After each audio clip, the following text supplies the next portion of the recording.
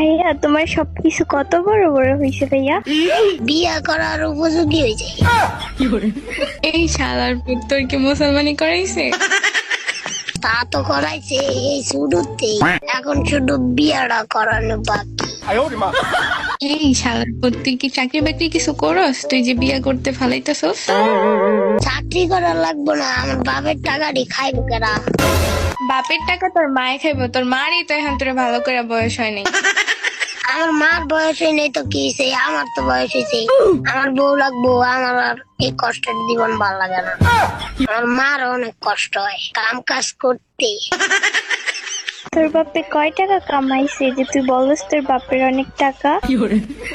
আমার বাপের বিল্ডিং আছে 3টা ঢাকা শহরে।